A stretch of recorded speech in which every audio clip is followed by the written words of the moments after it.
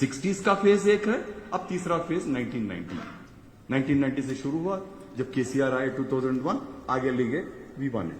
तो what I am trying is be from Telangana. We never looked at Telangana in isolation.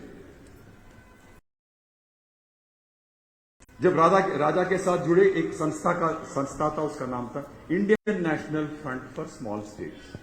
हमको अजीब लगा, 4 करोड़ जनता के लिए हम अलग राज मांग रहे हैं और स्मॉल स्टेट कैसे होंगे. तो नाम बदल दिया. हम बात कर रहे हैं फेडरलिज्म की. 1935 कॉन्स्टिट्यूशन में ऑलमोस्ट रेडीमेड फ्रेमवर्क था फेडरलिज्म का, लेकिन उसको छोड़ना पड़ा. कभी कभी दुख लगता है, हम कॉन्स्टिट्यूएंट असेंबली की इतनी बड़ी, उसके बारे में इसका बड़प्पन हम बोलते हैं कि constituent assembly just intellectual body that could have prepared a constitution for India. Telangana का कोई रिप्रेजेंट नहीं था, लेकिन पकड़ इस बात की है, अली बहादुर उसमें बैठे थे. पूरा नाम क्या है? गुरुम. We are not sad that Telangana had no representation in the Constituent Assembly, but we are proud that Ari Bahadur Gurung was sitting in the Constituent Assembly. Although he was not from Telangana, my grandfather was in the Constituent Assembly and we hailed from Telangana. Vidarbha and Telangana, there is a very close relationship. There are borders.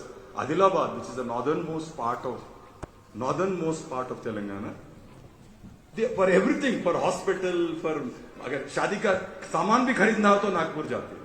एक पूरा जिला, entire northern Telangana. So these are all imaginations, you know. This state, that state. तो वहां तो हमारे तेलंगाना में कहा जाता है कि जब शादी का सामान जहां खरीदने जाते हैं वही कैपिटल है. तो आदिलाबाद वाले तो नागपुर को कैपिटल समझते हैं, not Hyderabad. Anyway, we have all the story was to make one point. We have experience of fighting for statehood, formation of statehood. इतना समय क्यों लग रहा है? गोरखालैंड के लिए हो या विदर्भ के लिए हो या बुंदेलखंड के लिए. प्रोसीजर इतना सिंपल है कॉन्स्टिट्यूशन में, लेकिन पॉलिटिकल स्ट्रगल बहुत लंबा हो रहा है. Definitely people from Telangana, those who have been part of the thing, those who have been lawyers, we have knowledge. अभी मैं पैदल आते समय हमारे एक और से धीरे धीरे चलना पड़ा, लेकिन चलते चलते हमने राहुल सांकृत्यायन का जो लिखा था वहां रास्ते में, वहां पढ़ा. He says, the knowledge, the boat of knowledge that I have is to carry me to the other shore. I don't want to carry on my head like a load. जैसे राजा ने कहा, जितने भी राज्य बने गायब हो गए. उत्तराखंड वाले गायब हो गए, छत्तीसगढ़ वाले गायब हो गए, झारखंड वाले गायब हो गए. हम कभी गायब नहीं. हमारे पास जो नॉलेज है, पॉलिटिकल स्ट्रगल का नॉलेज हो या कॉन्स्टिट्यूशन का नॉलेज हो, फेडरलिज्म का जो नॉलेज है, हम आपके साथ जो है share it with. We are not going to carry it as a load. We use it as a boat to cross to the other side. तो जिसी तरह in any way that you want to make use of our knowledge about federalism, things are in a very bad shape right now, but we have to rectify. तो इसके बाद में we are going to have a question answer session, you know, discuss more issues, area specific. Hailing from Telangana, having attained Telangana in 2014, I went as Advocate General of Meghalaya. Because I knew the federal problems in the northeast are very peculiar. Whether it is Meghalaya, today Garo is asking for a separate state. Bodo issue, then we have Tripura issue, then we have the Karbi Anglong issue, we have the Mahaso issue. All these, हमको दिल्ली से कुछ समझ में नहीं आता, दिल्ली से कभी समझ में नहीं आएगा. When we come here, work here, recognize the problems. When the procedure Telangana बना 10 जिलों के साथ, आज कितने जिले हैं? 33 है, 33 districts. When a 10 district Telangana become 33 district Telangana, why should a 25 state India not become 50 state India? What's the problem? Your outer boundaries are immobile, but your internal boundaries are mobile and porous. So, what is the problem? Problem is with the mindset. Why I call this meeting a historic meeting? I'm telling you, in the last 70 years, this nation never believed a Gorkha with the statehood issue. We have faith in it. We have faith in the Gorkhas. We know what the Gorkhas have done for this country. When I walked before the British High Commission, when a go past the British High Commission in Delhi. I know who is guarding there. Your 11th regiment is, your 11th Gorkha battalion is guarding that British High Commission. That is the kind of loyalty you have.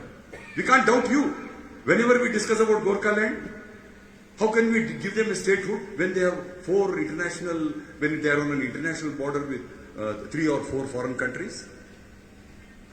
When you have proved your credentials,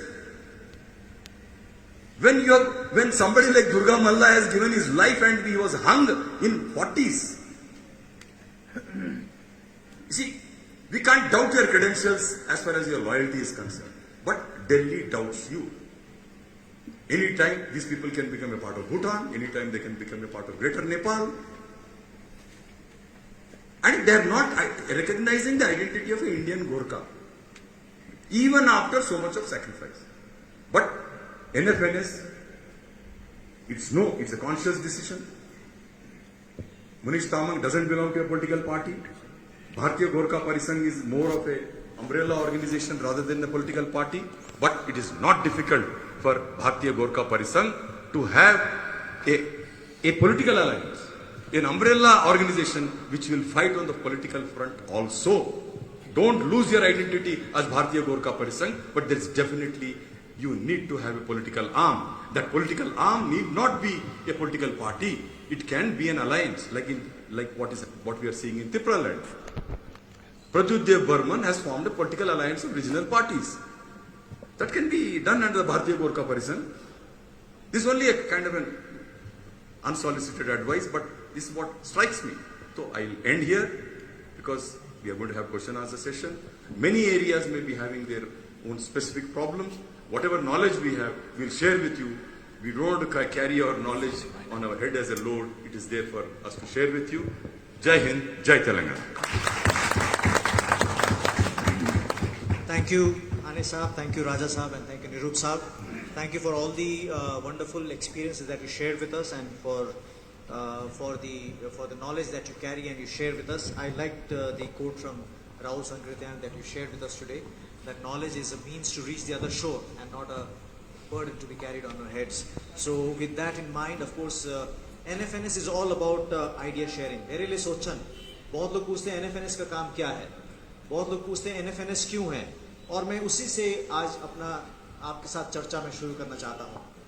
सबसे पहले तो मैं ये कहना चाहता हूँ, आप सबको बताना चाहता हूँ, आप में से कई लोग जानते भी हैं, मगर इस बात को मैं आपके सामने रखना चाहता हूँ कि NFNS एक प्लेटफॉर्म है, एक फेडरेशन है, एक संघीय एक ढांचा है जिसमें भारत भर के जो विभिन्न मूवमेंट्स हैं, और आज तो वर्तमान हमारे साथ 9 लोग हैं, मगर हमारे साथ और लोग भी जुड़े हैं जो आज हमारे साथ मौजूद नहीं हो पाए। फिलहाल इस समय इस कमरे में भारत के 9 ऐसे अलग अलग मूवमेंट्स यहाँ पर आए हुए हैं। तो प्रत्येक पॉलिटिकल पार्टी हो या सामाजिक संगठन हो या गैर राजनीतिक संगठन हो या एक व्यक्ति भी हो जो इन मूवमेंट से जुड़ा हुआ है, इन मूवमेंट में, इन आंदोलन में अपने आप को समर्पित जिसने किया है, उन सभी का एक प्लेटफॉर्म है, उन सभी का एक संघीय ढांचा है।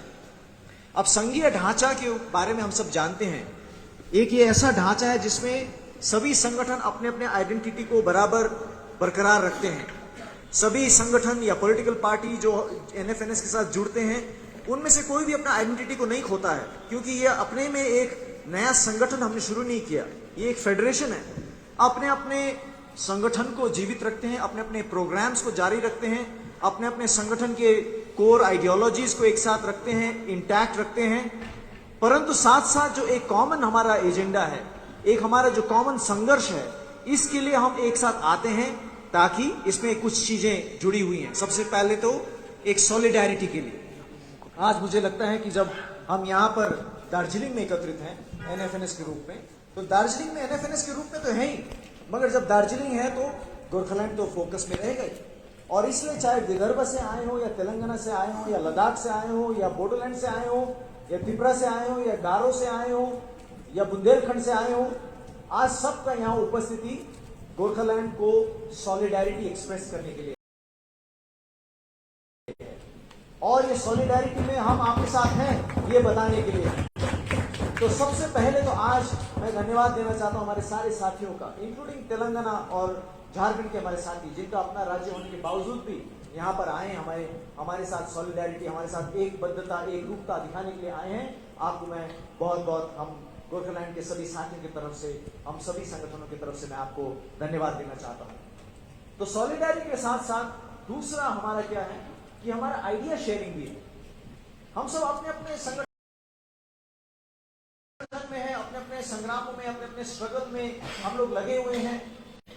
और जब हम दूसरे से मिलते हैं जो हमारी तरह संग्राम कर रहा है, जो हमारी तरह स्ट्रगल कर रहा है, जो हमारी तरह संघर्ष कर रहा है, तो हम एक दूसरे के साथ अपने आइडियाज का, विचार का आदान प्रदान कर सकते हैं। जैसे आज हमारे आने साहब ने, राजा साहब ने, निरूप साहब ने अपने कुछ आइडियाज हमें शेयर किए। हम उनके अनुभव से सीख सकते हैं, हमने सीखा है, इस सीख का हम आदान प्रदान कर सकते हैं और एक दूसरे को इस प्रकार से एनरिच कर सकते हैं, एक दूसरे को और सम्मिलित कर सकते हैं, एक दूसरे को और संगठित कर सकते और मजबूत कर सकते हैं, स्ट्रेंथन कर सकते हैं। तो ये हमारा दूसरा आइडिया है। और तीसरा आइडिया एनएफएनएस का है कि हम कॉमन स्ट्रैटेजीज भी हम प्लान कर सकते हैं। अपने अपने युद्ध की स्ट्रैटेजी तो है ही। मेरा गोरखालैंड का संघर्ष और निकमन मार्ग जी का गारोलैंड का संघर्ष है, फॉर एग्जाम्पल, इसमें अपने अपने यूनिकनेस भी है, अपने अपने यूनिक इनके हिस्ट्रीज हैं, अपने अपने यूनिक स्ट्रगल्स हैं, यूनिक प्रॉब्लम्स हैं और यूनिक सॉल्यूशंस भी है। But at the same time there are many things that we have in common. जब हम एक राज्य के लिए लड़ रहे हैं तो आने साहब का विदर्भ का लंबा संग्राम और गोरखालैंड का भी आंदोलन का लंबा संग्राम, इसमें बहुत चीजें समानता में भी है, कॉमन भी है। इन कॉमन चीजों को लेकर हम एक कॉमन स्ट्रैटेजी भी तैयार कर सकते हैं। हम मिलकर किस प्रकार से एक साथ लड़ सकते हैं। जैसे मैंने शुरू में कहा, ये एनएफएनएस एक ऐसा फेडरेशन है जिसमें हमारी व्यक्तिगत आइडेंटिटी किसी प्रकार से भी चैलेंज नहीं होती, डाइल्यूट नहीं होती। इसमें ऐसे भी हैं जो एक ही संघर्ष के हैं परंतु अलग अलग पार्टी या अलग अलग संगठन का प्रतिनिधित्व करते हैं। हमारे गोरखालैंड के साथ ही गोरखालैंड में भी आप देखते हैं, गोरखालैंड का आंदोलन एक है मगर उसके एक्सप्रेशन अलग अलग है। अलग अलग पार्टीज के नाम से एक्सप्रेशन है, अलग अलग संस्थाओं के नाम से एक्सप्रेशन है। जब हम संघीयता की जब हम बात करते हैं तो संघीयता में हम इन अलग अलग एक्सप्रेशंस को हम दबाने की बात नहीं करते, परंतु इन अलग अलग एक्सप्रेशंस का एक बुके बनाकर एक साथ बढ़ने का हम बात करते हैं। एक फूल अकेले में जितना सुंदर लगता है, बुके में उसका सुंदरता मल्टीप्लाई हो जाता है। तो हम एनएफएनएस में इसी प्रकार के फिलॉसफी को हम लेकर चलते हैं। So when we are gathered here today, it is essentially about expressing solidarity, it is about idea sharing, and it is about building common strategies. इसी उद्देश्य से हम लोग एनएफएनएस में यहाँ पर आज एकत्रित हुए हैं। जहां तक एनएफएनएस का सवाल है, एनएफएनएस की मेरे जैसे पूर्व वक्ताओं ने मुझसे आप सबसे शेयर किया कि एनएफएनएस का एक लंबा इतिहास रहा है। 1999 में जॉर्ज फर्नांडिस जो उस समय एनडीए के कन्वीनर थे, उनके इनिशिएटिव में, जैसे निरूप जी ने बताया, Indian national front for small states के नाम से एक इनिशिएटिव शुरू हुआ। और जैसे निरूप जी ने बताया, इसका लॉजिक क्या था कि स्मॉल स्टेट से नाम बदल के न्यू स्टेट्स बनाने का, क्योंकि अभी भी हम देखते हैं विदर्भ का जैसे हो गया या बुंदेलखंड हो गया, इनके बनने के बाद, ये राज्य को तोड़कर बनाने के बाद भी ये कई सारे एग्जिस्टिंग स्टेट से बड़े हैं। तो इनको स्मॉल का संज्ञा देना शायद बहुत अप्रोप्रिएट नहीं है, कहकर इसको हमने न्यू स्टेट्स का, नए राज्य के बारे में ये आंदोलन है। स्मॉल राज्य बनाने के बारे में आंदोलन नहीं है। स्मॉल भी हो सकता है, बड़ा भी हो सकता है, बट दैट इज इंसिडेंट। ये आंदोलन नए राज्य बनाने के बारे में, नए एस्पिरेशंस के बारे में, पीपल्स एस्पिरेशन के बारे में। तो जॉर्ज फर्नांडिस जी के इनिशिएटिव में, जब वो एनडीए के कन्वीनर थे, जब वो वाजपेयी साहब के सरकार में कन्वीनर थे, उस समय उनके इनिशिएटिव में रहा। उसके बाद इसमें बड़े दिग्गज लोगों ने इसमें ऑफिस रखा, इस ऑफिस को संभाला। आने साहब ने सांगमा जी के बारे में बताया, सांगमा जी के क्षेत्र के हैं, वो भी बड़े अच्छे पक्षधर थे। उनके देहांत के से पहले एनएफएनएस की एक मीटिंग में हमने कहा था कि मैं दार्जिलिंग में भी आके सॉलिडारिटी दिखाना चाहता हूँ, दुर्भाग्यवश वो पूरा नहीं हो पाया, मगर आज we carry on with the spirit today and we are happy that we have representatives from Garoland, the place that Sangma belonged to, Sangma साहब belong to। तो सांगमा साहब थे इसमें शिबू सोरेन जी भी थे, जिनके नेतृत्व में झारखंड का भी निर्माण हुआ। इसमें अजीत सिंह थे, जो हरित प्रदेश के संग्रामी रहे हैं। इसमें अमर सिंह भी थे। इसमें हमारे साथी लोग थे यहाँ पर हैं, राजा बुंदेला जी थे, आने साहब थे। बड़ा एक लंबा और बड़ा एक गौरवशाली इतिहास रहा है एनएफएनएस का, बड़ा ही अच्छा एक ग्लोरियस ट्रेडिशन रहा है एनएफएनएस का, और स्पेशली लीडरशिप का जो ट्रेडिशन रहा है वो बहुत ही एक अच्छा ट्रेडिशन रहा है।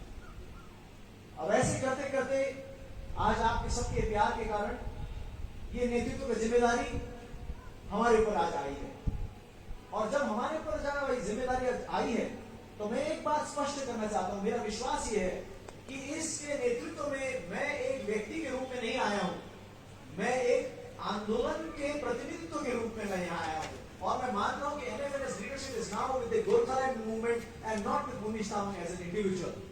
मुनीश तावंग इंडिविजुअल के पास लीडरशिप नहीं आया, परंतु इस देश में जो विभिन्न आंदोलन चल रहे हैं इसमें गोरखालैंड मूवमेंट के लीडरशिप में, गोरखालैंड मूवमेंट के कन्वीनरशिप में मैं कहूंगा ये मूवमेंट सबको लेकर एक साथ चलने के लिए ये नेतृत्व आज आया है, और इसीलिए आज हम दार्जिलिंग में हैं। ये दार्जिलिंग में ये शुरुआत करना इसलिए बहुत ही जरूरी है, बहुत ही सिग्निफिकेंट है, और इसीलिए आप सबका भी सहयोग हमने चाहा है। आज सबको हमने इनवाइट किया, और मैं देख रहा हूं कि बहुत सारे यहां पर पॉलिटिकल पार्टी और गैर राजनीतिक संगठन और सामाजिक संगठनों का यहां पर समावेश है। आप सब ने जो इंटरेस्ट दिखाया है इसके लिए मैं आपको धन्यवाद देना चाहता हूं। और मैं आपको यह कहना चाहता हूं कि एनएफएनएस का प्लेटफॉर्म आपका प्लेटफॉर्म है, एनएफएनएस का लीडरशिप ये आपका लीडरशिप है, और एनएफएनएस का जो इनिशिएटिव है, कन्वीनरशिप है, वो आपका कन्वीनरशिप है, और आपका सहभागिता एनएफएनएस आगे बढ़ पाएगा। मुझे बड़ा अच्छा लगता है कि बीते दिनों में एनएफएनएस के विभिन्न मीटिंग्स में हमने यहां गोरखालैंड क्षेत्र के सभी पॉलिटिकल पार्टी का सानिध्य हमने पाया है। जो यूनाइटेड जीजीएम था पहले, उनके भी प्रतिनिधि हमारे साथ जुड़े हैं बीते समय, जीएनएलएफ के प्रतिनिधि हमारे साथ जुड़े हैं, सीपीआरएम के लीडरशिप हमारे साथ जुड़े हैं, जन आंदोलन पार्टी के लीडरशिप हमारे साथ जुड़े हैं, गोरखा लीग के लीडरशिप हमारे साथ जुड़े हैं, और विभिन्न अन्य संगठनों के लीडरशिप भी हमारे साथ जुड़े हैं। अब मैं चाहता हूं कि क्योंकि अब हमारा ये अगला 5 साल का यात्रा दार्जिलिंग से शुरू हुआ है, मैं चाहता हूं कि यहां का सानिध्य हमें और भी मिले, यहां आप सबका संगति हमें और भी मिले, आप सबकी सहभागिता हमें और भी मिले, ऐसा मैं चाहता हूं। और आप सबसे मैं यही विनती करता हूं, और आप सभी को मैं यही आह्वान करता हूं कि आइए हम सब मिलकर इस फेडरेशन को मजबूत करें। हमारे अपने अपने संगठन हैं, अपने अपने हमारे कार्य क्षेत्र हैं, अपने अपने हमारे एजेंडा हैं, हमारे ऑर्गेनाइजेशन स्पेसिफिक एजेंडाज हैं, हमारे पार्टी स्पेसिफिक एजेंडाज हैं, मगर उस सबको भी इंटैक्ट रखते हुए एनएफएनएस के कॉमन प्रोग्राम्स में भी हम मिलकर कैसे बढ़ सकते हैं, इस आंदोलन को, हमारे आंदोलन को, संपूर्ण भारत के आंदोलनों को किस प्रकार से मजबूत कर सकते हैं, इस विषय में हम लोग विचार विमर्श करें। इस विषय में हम सब मिलकर अपने नेतृत्व को प्रदान करें। आज भारत के सम्मुख सबसे बड़ा चैलेंज संघीयता का चैलेंज है। भारत हम सब जानते हैं एक संघीय ढांचा का भारत है। हमारे कॉन्स्टिट्यूशन में भी लिखा है कि India that is Bharat is A union of states बोला। इन राज्यों से ही हमारा देश एक संघीय ढांचे में बनता है।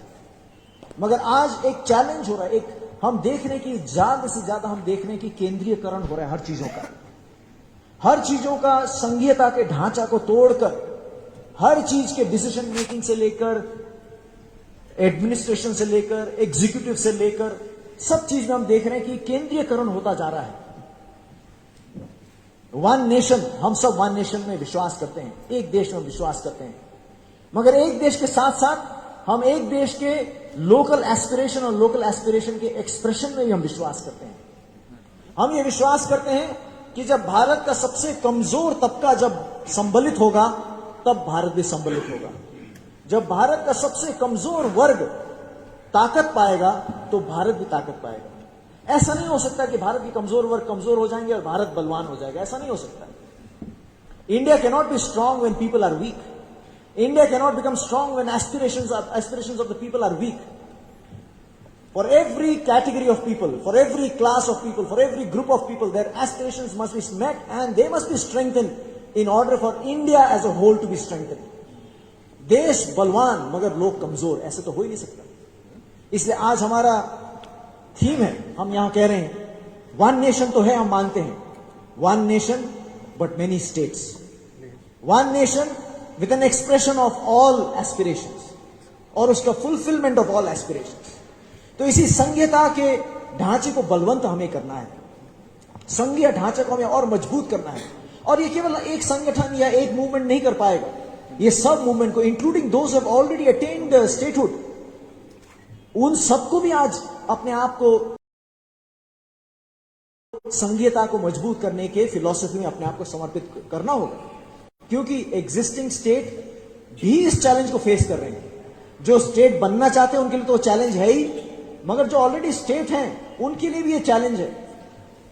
ये जो फेडरल स्ट्रक्चर है इंडिया का, इसका बहुत बड़ा चैलेंज है। इंडिया का जो फेडरल फिलॉसफी है, इसको हमको मजबूत करना है। तो इसलिए आज हम इसी विश्वास से आए हैं कि हम सब मिलकर, इसलिए हमने एनएफएनएस को भी फेडरेशन का ढांचा इसलिए हमने माना है, क्योंकि हमको सबको मिलकर अपने अपने संगठनों को, अपने अपने मूवमेंट को मजबूत करना है और इस प्रकार से एक दूसरे को भी हमें मजबूत करना है। तो मैं आप सबको यही आह्वान करना चाहता हूं, आइए हम सब मिलकर एक संघीय ढांचे को और मजबूत करें, एक दूसरे के मूवमेंट को और हम एम्फेसिस दें, एक दूसरे के मूवमेंट का जो केंद्रीयकरण के द्वारा जो ऑब्लिटरेट करने का जो प्रयास है, उसके विरुद्ध में हम खड़े हों, एक साथ रहें। आने वाले दिनों में हमारे एनएफएनएस के कई सारे कार्यक्रम हमने सोचा है। इन कार्यक्रमों में हम चाहेंगे आप सभी की सहभागिता हम चाहेंगे और बराबरी का सहभागिता आप सबसे चाहेंगे। जैसे मैंने कहा, इसमें ये नेतृत्व के एक विशेष व्यक्ति है, एक विशेष संगठन, एक मूवमेंट के साथ नहीं है, ये सभी का साझा मूवमेंट है। इसलिए बराबरी का हिस्सादारी हम चाहेंगे। हमारे सेक्रेटरी, जनरल सेक्रेटरी सान्याल साहब आपको हमारे विभिन्न कार्यक्रमों का जो हमने सूची बनाया इसके बारे में अवगत कराएंगे और आप सबको निमंत्रण भी करेंगे। हम चाहेंगे कि आप सबका प्रतिनिधित्व उसमें हो सके, क्योंकि संघीय तरीके से ही हम आगे बढ़ पाएंगे। आज हम विशेष करके इस सभा के अंत में एक दार्जिलिंग डिक्लेरेशन आज हम मूव करना चाहते हैं, दार्जिलिंग घोषणा हम मूव करना चाहते हैं। मगर ऐसा नहीं कि हमने कहा कि हमारे जेब में ही वो डिक्लेरेशन है, हम पढ़ के सुनाएंगे, आप सब लोग उसकी सहमति दे दो, ऐसा नहीं है। फिर ये संघीयता का भाषण ही सारा बेकार हो जाएगा। हम उसका एक ड्राफ्ट आपके सामने हम पेश करना चाहते हैं और उसके बाद हम ये फ्लोर को ओपन करना चाहते हैं। हम आपसे भी सुनना चाहते हैं, आपके विचारों को भी सुनना चाहते हैं, आपके समर्थन को या आपके अमेंडमेंट को भी हम सुनना चाहते हैं और उस सब को लेकर अंत में हम सब एक डेमोक्रेटिक प्रकार से इस दार्जिलिंग घोषणा को आज पारित करना चाहते हैं। आज हमने सोचा है कि आज हमारी सभा के अंत में एक प्रेस कॉन्फ्रेंस भी करेंगे। आप लोग जितने लोग प्रेस कॉन्फ्रेंस में रुक पाएंगे उतना ही अच्छा है, क्योंकि उसमें हम सभी की सहभागिता दिखेगी और वहां भी हम अपने दार्जिलिंग घोषणा को हम सबके सामने पेश करना चाहेंगे। तो मैं आपके सामने एक ड्राफ्ट, हमारा जो दार्जिलिंग डिक्लेरेशन है, इसका ड्राफ्ट मैं आपके सामने पढ़ के सुना रहा हूं और आप सबसे मैं चाहता हूं कि अपने माइंड को एक्सरसाइज करें, इसमें अपने थोड़े मस्तिष्क को आप लगाएं और उसके बाद आज फ्लोर ओपन है। उसके बाद आप लोग अपने अपने हमारे सान्याल साहब इसको मॉडरेट करेंगे। आप सब लोग अपने अपने विचार रख सकते हैं, सहमति रख सकते हैं, अमेंडमेंट रख सकते हैं। तो मैं आपको पढ़ के सुना रहा हूं, अंग्रेजी में है, इसका मैं हिंदीकरण भी कोशिश करूंगा, मगर मैं पहले अंग्रेजी में पढ़ के सुनाता हूं। Following a meeting of NFNS in Darjeeling, an interaction, जो आज हम करेंगे, an interaction with various stakeholders of the region, NFNS declares the NFNS Darjeeling Declaration. इस डिक्लेरेशन के दो बूंदे हैं। पहला बूंदा है, NFNS reiterates its solidarity with and commitment to the statehood demand movements in India. The statehood demands are a constitutional expression of the federal philosophy of India. NFNS resolves to work towards the strengthening of federalism with the slogan of One Nation, Many States in accordance with the provisions of the Constitution of India. ये हमारा पहला मुद्दा है कि हम NFNS हम सब का सॉलिडारिटी एक्सप्रेस करता है जो स्टेटहुड मूवमेंट्स हैं, और हमारा कमिटमेंट भी हम एक्सप्रेस करते हैं और हम विश्वास करते हैं हमारे संविधान में जो संघीय ढांचा है, संघीय फिलॉसफी है, इसमें हम अपना विश्वास को और हम मजबूत करते हैं और हम रिजॉल्व करते हैं कि हम सब मिलकर फेडरलिज्म को वन नेशन मेनी स्टेट्स के फिलॉसफी के साथ, जो कॉन्स्टिट्यूशनल फिलॉसफी है, इसके साथ हम आगे बढ़ाएंगे। ये हमारा पहला बूदा है। दूसरा बूदा जो बहुत इंपॉर्टेंट है क्योंकि दार्जिलिंग डिक्लेरेशन है, NFNS reiterates its commitment to the creation of the state of Gorkhaland as a fulfillment of the long-standing aspiration of the Gorkhas. NFNS expresses its solidarity with all groups, political and social, that are committed to the cause and resolves to support and work along with all stakeholders.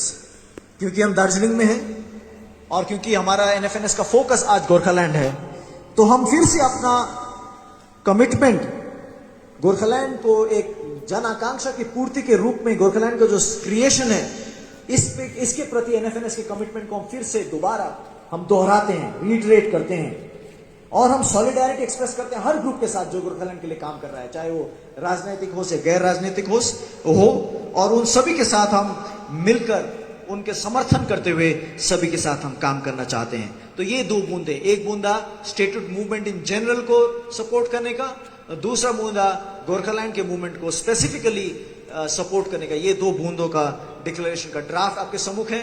अब मैं सान्याल साहब से अनुरोध करूंगा कि इस पर एक चर्चा या एक पर विचार सभी का आमंत्रित करें, मॉडरेट करें और उसके अंत में फिर हम किस प्रकार से इस डिक्लेरेशन को मूव कर पाएंगे इस बारे में सोचेंगे। मैं फिर से आपको परिचय कराना चाहता हूं आज हमारे बीच में कौन कौन से मूवमेंट हैं। विदर्भ से हमारे आने साहब हैं और हमारे सान्याल साहब हैं। इनके संगठन का नाम है विदर्भ अगाड़ी, जो एक विदर्भ राज्य अगाड़ी, वीरा कहते हैं उसको, जो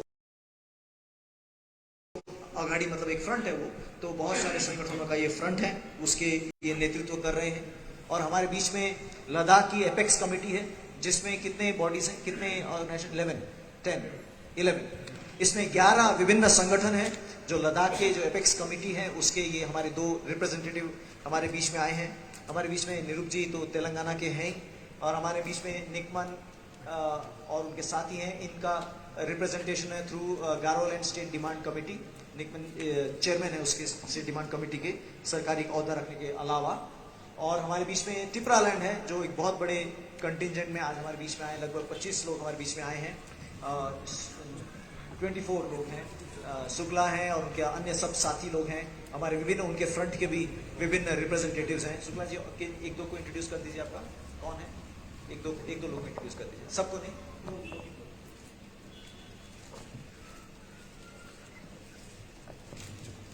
आज हमारा एनएफएनएस का सेकेंड सेशन में उपस्थित है हमारा त्रिपुरालैंड का तरफ से हमारा यूथ एक्टिविटी का सेंट्रल कमेटी का चेयरमैन श्री बलराम देववर्मा जी,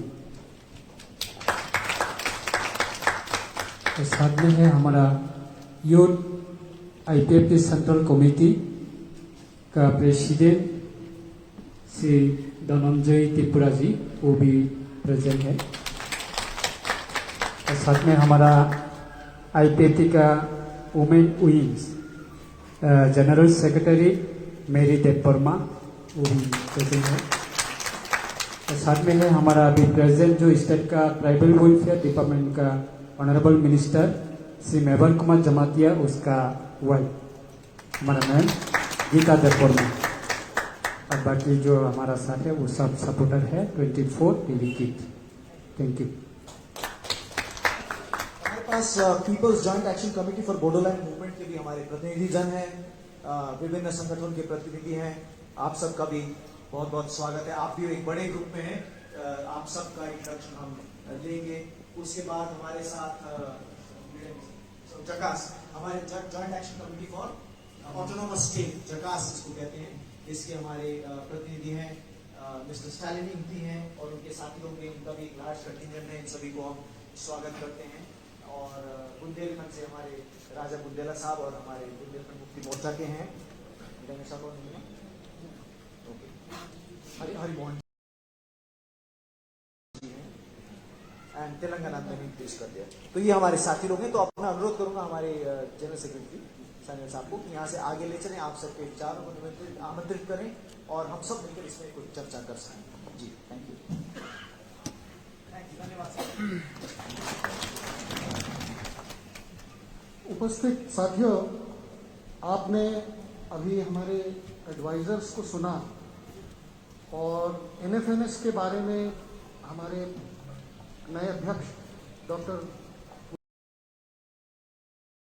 तामांग ने आप लोगों को बताया और दार्जिलिंग डिक्लेरेशन के बारे में जो दो मुद्दे आपके सामने रखे, मैं चाहूंगा कि हमारे बीच जो ऑर्गेनाइजेशंस हैं, पॉलिटिकल तथा सामाजिक, राजनीतिक तथा सामाजिक, मैं चाहूंगा कि आप लोगों में से इन मुद्दों पर आज के कार्यक्रम को सुनने के बाद, वक्ताओं को सुनने के बाद, आपके मन में अगर कुछ हो, कोई ऐसी प्रकार की शंका हो जो आप चाहें कि उसका यहाँ पे उसका क्लैरिफिकेशन मिले, या आप किस तरीके से इन मुद्दों को लेकर अपने संगठन में इसको यूज करके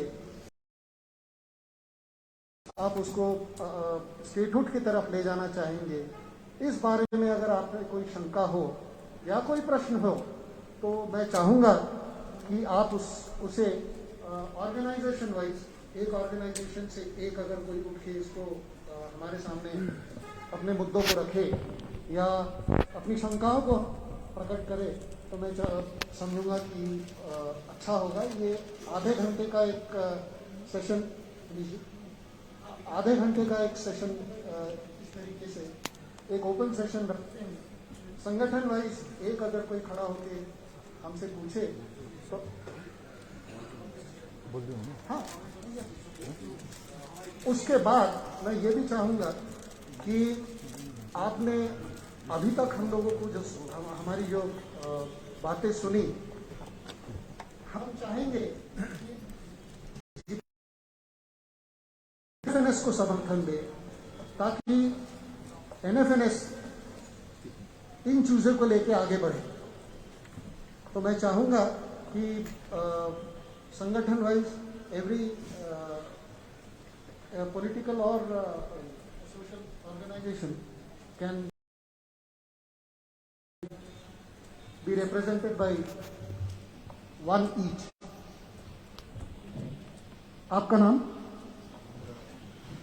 गौतम कालीकोटे। सभी को नमस्कार।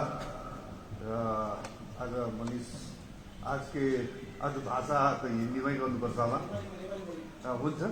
हिन्दीमा बोल्दा पनि कुनै प्रब्लम छैन। र मेरो म चाहिँ अहिले हामी भारतीय गोर्खा अल्पसङ्ख्यक मञ्चबाट यो हाम्रो एउटा अवधारणा राख्न चाहन्छु। र सबभन्दा ठुलो भन्दाखेरि आज गोर्खा जातिको आइडेन्टिटीको कुरा वहाँ सरले गर्नुभएको थियो। आपने जो गोरखा आइडेंटिटीज के बाद आपने बताई, तो हम लोग आज जो पॉलिटिकल 90s 80s से जो दार्जिलिंग गोरखाओं के जो पॉलिटिकल फिलोसॉफी, पॉलिटिकल जो थॉट, पॉलिटिकल अवधारणा है, एक इंफेरेटिव पॉलिटिक्स को हम लोग ने डेवलप किया। हमारी गोरखा जाति का आइडेंटिटी आज हम लोग खोजने लगेंगे तो भारतवर्ष का आधा सभ्यता हमारी गोरखा जाति से रहता है। इसका उदाहरण मैं ट्रेस करूंगा। भारतीय सभ्यता और गोरखा सभ्यता ये बहुत उच्च स्तर का बात है। आज मैं ये फ्लोर में इसी कारण से रख रहा हूँ, ये बात मैं दाएं नहीं बोलता हूँ। मैं इकोनॉमिक्स को जस्ट अभी सोशल अवेयरनेस के लिए मैं काम कर रहा हूँ। ये क्यों ने भारतीय हिंदू सभ्यता और बौद्ध सभ्यता जो विश्व को दिए है वो गोरखा जाति से ही दिया है। गोरखा जाति आज आप हिंदू सभ्यता का सृष्टिकर्ता महादेव को देखेंगे, वो हमारी किराती जनजाति से मिलता है। उसका देश, उसका खान पान, रहन सहन, उसका परंपरा हमारी किराती जनजाति, हमारे महाभारत और रामायण को हम लोग एक सोशल वर्कर्स होने के कारण से हम लोग उसको ऐतिहासिक दस्तावेज के रूप में देखेंगे। तो गोरखाओं, हिंदू सभ्यता और बौद्ध सभ्यता को देने वाली हम लोग गोरखा जाति है विश्व। आज हम लोग जो इतने हमारे भारत देश को हम लोग गोरखा आइडेंटिटीज का बात हम लोग रख रहे हैं, वो आवश्यकता नहीं। यदि हम लोग भी हमारे जो काम करने का तरीका है, हमारे काम करने का एक फिलोसफी हम लोगों ने डेवलप नहीं कर पाए। हम लोगों के अंदर में एक कमी रह गया है। वो कमी के कारण से आज हम एक भिखारी का तरह हम लोग एक गोरखा आइडेंटिटी को मधेश समतल में बसने आदमी को दे रहे। जैसे हमारी बंगाली सभ्यता का बात भी करेंगे, दुर्गा माँ, जैसा हमारे अभी फूलपाती आ रहा है, फूलपाती का जो संस्कृति और सभ्यता है, दुर्गा पूजा का, ये हमारे गोरखों